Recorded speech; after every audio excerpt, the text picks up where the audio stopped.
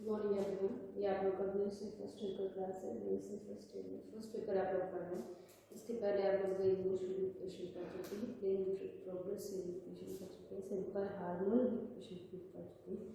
इसके बाद आती है उसी प्लेन प्रोग्रेसिव वेव की एनर्जी डेंसिटी को कैलकुलेट करने की। एनर्जी डेंसिटी को कैलकुलेट करने के लिए अगर कोई पार्टिकल मूव करता है किसी मीडियम के अंदर, तो पार्टिकल मीडियम से स्ट्राइक करके आगे प्रोपोगेट करता है। जब प्रोपोगेट करता है तो उसमें एनर्जी का ट्रांसफर भी होता है। दैट इज जब एनर्जी ट्रांसफर होगी तो टोटल एनर्जी जो है वो kinetic energy plus potential energy की वैल्यू के बराबर है।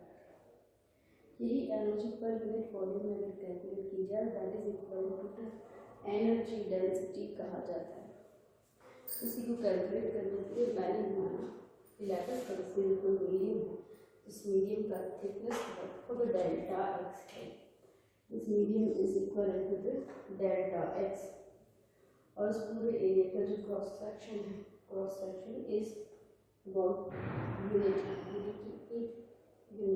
एरिया के ऊपर पार्टिकल का जो लेयर है वो डेल्टा एक्स को कंसीडर करते हैं। उसका मास भी इक्वल टू डेल एक्स 1 और 2 एक्स, जहाँ पर 2 x is the mass density of the medium। यहाँ पर इसको आगे प्रोपोगेट करने के लिए हम एक वेव इक्वेशन लिखते हैं। वेव इक्वेशन हम पढ़ चुके हैं, y equals to a sin pi by lambda v t minus x. यहाँ पर बहुत सारे एडिशनल इक्वेशन में स्टेप बाय स्टेप में कन्वर्ट करके डिराइव किया। यहाँ पे 2 pi by lambda v t minus x consider किया। इस इक्वेशन का क्योंकि हम लोग को निकालना है kinetic energy plus potential energy, तो काइनेटिक एनर्जी की वैल्यू होती है 1/2 mv²। और 1/2 mv² को रखने के लिए m की वैल्यू भी कैलकुलेट करेंगे और v² that is the velocity. That velocity is equal to, चूँकि हम लोग y के रिस्पेक्ट में डिस्टेंस को कैलकुलेट करेंगे इसलिए velocity is equal to velocity del y by del t। Del y by del t की वैल्यू रखनी पड़ेगी। ये सारी वैल्यू कैलकुलेट कहाँ से होगी, m तो यहाँ से कैलकुलेट हो गया 2 डेल x, और चूँकि ये y, इस y का अगर मैं t के रिस्पेक्ट में डिफरेंशिएशन कर देती हूँ ये वेलोसिटी की वैल्यू के बराबर है। तो 2 पाई बाय लैम्डा कांस्टेंट है, t के साथ में इससे पूरा का पूरा एवरेज पार्ट बाहर आ जाएगा डिफरेंशिएशन में, और इस साइन का होता है cos, थीटा की वैल्यू बढ़ जाएगी। ये वैल्यू डाल देंगे n और डेल बाय बाय t की वैल्यू हम इसे बहुत इक्वेशन में रख देते हैं m और v²। तो जो वैल्यू कैलकुलेट होगी दैट इज काइनेटिक एनर्जी की वैल्यू के बराबर। ये इक्वेशन नंबर 4 होगी kinetic energy of the medium. ये equation kinetic energy of the medium. अब आती है potential energy. Potential energy will be equal to the work done. Work done की वैल्यू के बराबर होता है, that is I can say u is equal to work done will be equal to total f dx। चूँकि यहाँ y है इसलिए हम लोग d का फॉर्मूला करते हैं। फाई इक्वल्स टू फोर्स होता है, force is equals to mass into acceleration. तो फोर्स निकालेंगे then work done, total work done, and that work done will be equal to the potential.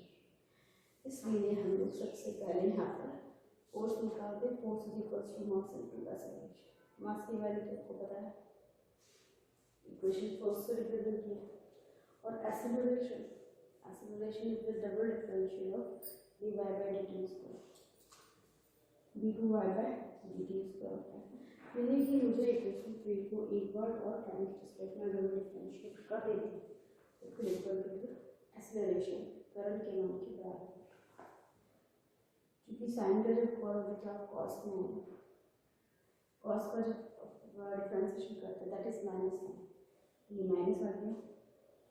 2 pi by mu का average से फिर से होगा इसकी पावर 2, चूँकि ये पूरा पार्ट y के बराबर है इसलिए मैंने यहाँ पर लिख दिया बाय। इसके बाद total amount of work done, जब पूरी एक थ्योरम आना है डेल्टा एक्स का उसका थिकनेस है, तो पार्टिकल को जीरो से बाहर तक ले जाने में जितना वर्क डन लगा, that work done will be equal to the potential energy. असली वर्क डन में देखो डिवीजन करेंगे जीरो से लगा करके बाय माइनस, क्योंकि अपोजिट है, अपोजिट वर्क डन है इसलिए यहाँ पर माइनस लगाया है। एफ की वैल्यू और डी वैल्यू, दोनों की वैल्यू जब पुट कर दूँ, एफ और की वैल्यू पुट कर दूँ इस इक्वेशन में, इसका वैल्यू पुट कर देती इसका। अच्छा एफ की वैल्यू रख दी और देन डी वैल्यू पुट करें, डी वैल्यू है जी टी, ये जो वैल्यू है मैंने यहाँ पुट नहीं किया, इसलिए delta x minus 2π by lambda minus root square और ये इक्वेशन आपकी 5 बनती है। इस इक्वेशन की वैल्यू को मैंने पुट कर दिया, थोड़ा सा एलिवेट करके सॉल्व किया, जो चीज़ें कट रही है उनको कैंसिल कर दे, क्योंकि अगर कुछ नहीं कटेगा रेस्ट ऑफ द सारी वैल्यू में पुट कर दो। वर्क डन आ गया, वर्क डन में वाई की वैल्यू हमने इक्वेशन नंबर 2 से फिर से पुट कर दी,